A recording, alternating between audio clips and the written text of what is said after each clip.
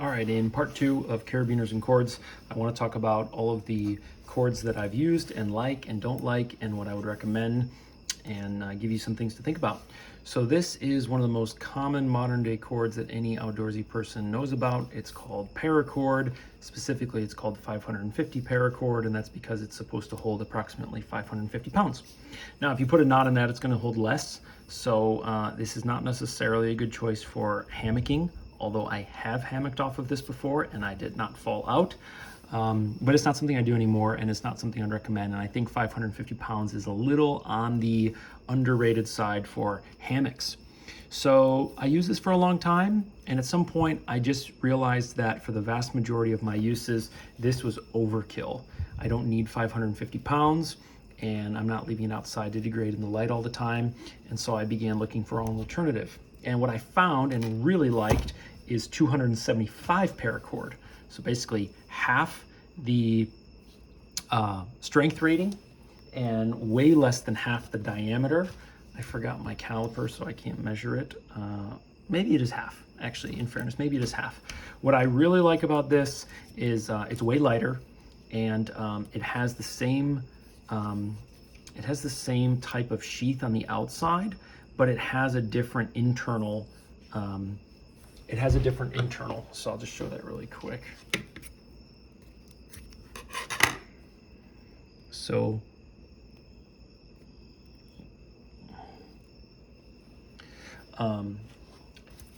actually, I sort of misspoke. What I meant to say is not necessarily that it has a different internal, but it feels totally different when you make knots with it. So if you've ever used paracord, you may know that inside you have all these strands. What you may also know is as you're using this, you can feel that the outer sheath is kind of loose and disconnected from these inner strands. And so it can cause like bunching sometimes. And the 275 paracord really doesn't do that. Now that might just be because it's a smaller diameter, I don't know, but even though the construction is the same, the feel is a lot better.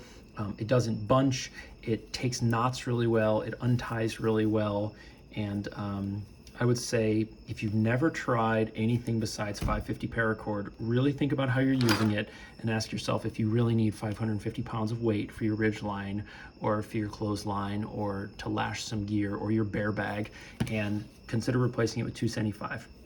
I've never broken this stuff. I used it for my bear bag for a while. I used it for a clothesline. I used it for other general use, and it is one of my favorites all around.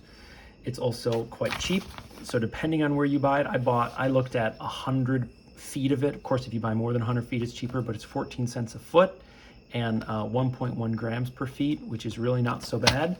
So it's pretty light and pretty cheap and pretty readily available. And it's a great option if you've never used something like this or anything other than this. Okay, the next thing that I dabbled with was Kevlar. Kevlar, this actually comes from the kite industry, the folks who fly these really elaborate kites. They really want strong, lightweight cord. And I don't know that much about Kevlar, but I didn't like this at all. It's super strong for its size and weight. It's totally overkill for almost everything. What I didn't like about it is that it's braided, and you can do cool splicing and things like that with braiding, but I tend to not do that. So just give you one example. This is what's called a continuous loop. This is also kite, ultra high molecular weight polyethylene cord, and you can splice it in a way where the knot basically disappears. And that can be very cool, but practically speaking, you can't do this out in the woods. You need to sit down and you need special tools. And so this is not that great for knots. The other thing about Kevlar, it doesn't stretch at all. And something happened to me with this Kevlar that has never happened to me before. I put up a clothesline between two trees. I used a trucker's niche. I pulled it super tight. And a couple hours later, I walked back and the whole thing had fallen onto the ground. And that's because in order for a knot to stay together, not only do you need friction, but you need a little bit of tension pulling the knot together. And if you have something that doesn't stretch at all, the knots fall apart. And so I have this remainder. I use this on a bear bag because it doesn't matter about the stretch. This is my group bear bag kit. So if I take a really big group backpacking, I bring these two. This is Kevlar, totally overkill. I think it's over 1,000 pounds, but otherwise I don't like it. I also started to mess with Spectraline. So this is pure Spectraline. This is sold to arborists. So people who come and climb your trees and trim them for you. And this is what they use as a throw line. So basically, before someone goes up in a tree with a chainsaw, they'd like to be strapped into a harness, and they want that harness connected to a strong rope that will keep them from falling. And in order to get that rope up in the tree, they take this and they tie a weight to the end of it and they throw it up in the tree and it comes back down, and then they pull a bigger, heavier climbing rope up. Now what's nice about this, it's super slippery, and that's nice for going up and over branches so you don't get caught. Now, in honesty, with a bear bag setup, you really don't need that. Especially if you use a pulley, because when you're throwing this up and over branches, there's no weight on the line besides your little rock bag, and then you use this pulley to actually move your 50 pounds of food with you and your friends up and down, and so the friction doesn't matter anyway. What I also don't like about this is it takes knots fine, but it's really hard to untie because it's so slippery. That knot gets tighter and tighter and tighter. Even non-jamming knots, they can really jam because the joints just slip so far deep into each other. Okay, so that's like pure Spectraline, and I'm not a big fan of this. Now, this was probably 3 years ago that I started playing with this stuff for bear bagging because I read that it was so slippery. Now, what also is available is this stuff. This is called Zing It, Lash It. I have a couple different sizes, and then AM steel is also offered, and this is, again, this spliceable stuff. Now, this might not always be Spectra or Dyneema because those are brand names like Ford and Chevy, but all of this stuff is considered ultra high molecular weight polyethylene. Polyethylene is basically what your milk jugs are made out of and what your disposable water bottles are made out of. It's actually extremely strong for its weight. And this is an even stronger version.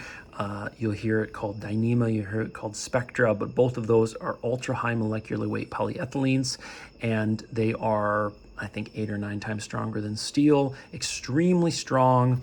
This is like 2 millimeter. This can hold over 1,000 pounds. What I don't like about any of these is that they really just can't take knots very well. And if they do take the knot, they're very hard to untie. And that's why you will find folks who use these, specifically with hammocks, they will go to a website like Dutchware.com and they'll buy all these different titanium carabiners and lashing instruments because this stuff just doesn't take knots well. So not a huge fan, although there are a couple cool things you can do with it, such as these continuous loops that I showed you a minute ago that I can't seem to find right now. And they are extremely strong for their weight. And if you want to buy some of that cool titanium hardware and all of those things, go for it. But I like to keep it simple, and I like tying knots. I don't like having to deal with all this stuff. Okay. One thing I'll show that I don't like is 325 paracord. So after I downgraded from this and did 275, I found this and I thought, oh, that might be a little bit better, because when it's really cold in the winter and your hands don't work well, this can be a little thin and fidgety. But I don't like this stuff at all. There's something about the way that it's constructed. It's not constructed, it doesn't feel like it's constructed in the same way as 275 and 550. The way it feels in the hand feels just like a cheap rope that you would get at the hardware store, and it basically has nothing about the 275 characteristics that I like. So 325, I don't like it. Now, my favorite type of super expensive high-end rope is this stuff and this stuff. So this is a Dyneema core. So it's basically this stuff inside, but then it has a polyester or some other sort of polytetraphadat, I can't say it correctly, but some other type of sheath. And so what you end up getting is the strength to weight ratio of Dyneema, but you end up getting the usability and knot tying ability of something more like paracord, even though paracord's normally nylon, not polyester. And this is my all-time favorite of all types. So this is a 1 millimeter ultra high molecular weight core polyester sheathed rope from Ripstop by the Roll. This stuff is awesome. It breaks at something like 100 pounds, super strong, very lightweight.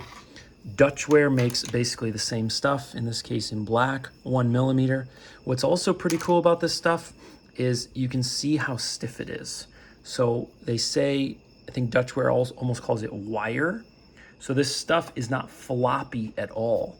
And what that does is it keeps it from tangling so easily. And it also kind of holds its shape. So like if you have to make, let's say you have to make a loop before you go to finish your knot, that loop kind of stays in place. It's not all droopy, and that's really cool. The downside with this stuff is simple, it's expensive. Especially when you buy this kind of stuff which has reflective in it, that gets even more expensive. But this is 1 millimeter from Ripstop by the Roll. I really love this stuff. This is the 1 millimeter from Dutchware. I really like this too, but it's expensive. This is the 1.3 millimeter from Dutchware, also expensive, but also awesome. And a value alternative to that is braided mason line. You can get this from Home Depot or Lowe's, Ace Hardware. Don't bother getting the twisted stuff. That stuff is awful. But this braided stuff, I used this for several years as my bear bag. So it's braided, sort of like this Dyneema stuff, but it's nylon, and so it's not that slippery, and so it takes knots well. The knots come out easily. All of that's no problem, and it is super cheap. It's 3 cents per foot. It's 0.3 grams per foot, which is on par with this stuff. So to give you, let's just go over a couple prices. So basically, this 1 mil Ripstop by the Roll is 0.3 grams per feet, 30 cents a foot. And this is 0.3 grams per foot and 3 cents a foot. So this is way cheaper. You can get it almost anywhere. It'll last forever. This stuff's awesome. In fact, if you just get this stuff and 275 paracord and 550 paracord, that's probably all you'll ever need. If you're a total nerd and you want to get into like really high tech polymers, then you can get this stuff. But honestly, it's hard to justify it unless you're just a nerd, because it's so much more expensive and it barely does anything better than just braided mason line. I think part of the reason braided mason line is so cheap is because there's thousands of carpenters buying it all the time, and the law of supply and demand gives you that advantage. Okay, the last category I want to talk about is something I recently discovered after ridiculously long amounts of research on the internet, and that is the same thing. This is a Spectra core polyester sheathed cord, and I ended up you'll find really high-end ropes in a few industries. One is kites, 2 is arborists, so people climbing in trees, 3 of course is the rock climbing industry, but that stuff is overkill because it's life and limb. And then the other one that I found this all in is sailing. So sails have huge forces on them, and so sailors are finding it's worth buying this super expensive rope. So this is basically 1/8 inch. These are both very similar. These are 1/8 inch ultra high molecular weight Spectra core and a polyester sheath. And this one holds 1,250 pounds, so totally safe for hammocking if you take hammock manufacturers as a guideline, which I do, like Hennessy Hammocks. This one I kind of regret buying. I wanted to compare the two because they had slightly different jacket materials, and the slipperiness can make a difference, and so I kind of wanted to experiment. This is 1,012 pound test, and also 1/8 inch, and this costs 69 cents a foot. This costs 48 cents a foot, but this is also a little bit reflective. So this is my new hammock suspension ropes. I do not like whoopee slings for suspension because they're not as versatile. You can't get as close to the trees, and you're kind of locked into however you made your whoopee sling with the amount of adjustability you have. I'd rather just have good old-fashioned ropes. I like knots. I've learned lots of knots, and this is more versatile. So Let me just go over really quick if you want to go buy some of this stuff. So this is by a company called Robline. You can get it from westmarine.com. It's 1/8 inch. They call it dinghy control line. 1,000-pound test, 2 grams per feet, 70 cents. I would not recommend getting this. I would get this instead. This is New England ropes, spider line micro cord, 1250 test, 2 grams per foot, so slightly lighter, ever so slightly lighter, and quite a bit cheaper, 48 cents per feet. Ripstop by the roll. This is the 1 mil. I don't own the 1.5, but these are the specs from the website. Fairly expensive, 30 cents per foot. Awesome but expensive. Then you have basically the same type of stuff from Dutchware, competitor to Ripstop by the roll, and they make some really good stuff. So 1.3, and 2.3 millimeter. Then you have, of course, your 275 paracord, which is very competitive. It's not that much heavier when you compare it to what they actually tested at. So the 225 is 0.8 grams, the 275 is 1.1, so it's a little bit heavier, but you get more test out of it, you get more strength. And then really, I mean, the king of all value, strong, light duty cords is braided, not twisted, braided Mason line nylon. You can get it for 3 cents a foot, and this will take care of almost everything for you in the backcountry if it's not load bearing or something like that. So, all right, 6 minutes of nerdy talk. I hope this was interesting to at least one person out there in the world. I hope that I brought something to YouTube that wasn't really already out there, and I hope it was interesting or at least entertaining. If you didn't like this, that's okay. Give it a thumbs down. Go check out Ripstop by the Roll. Go check out Dutchware.com. Go check out How Not To YouTube channel, and check out Hard is Easy YouTube channel. All kinds of interesting stuff there. And I hope you all have a good night.